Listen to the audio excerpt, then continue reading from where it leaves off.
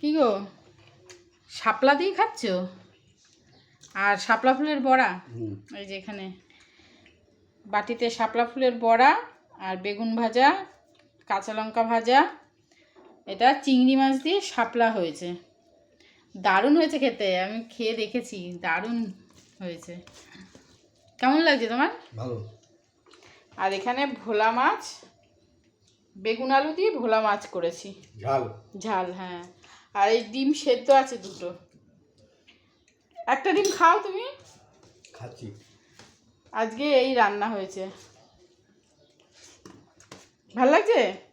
কিছু বলছো না তো, মন দিয়ে খেয়ে যাচ্ছ, কিছু বলো। খাবো, কি বলবো আবার? ওরে বাবা, ভালো তো রান্না হয়েছে, সব ভালো রান্না হয়েছে।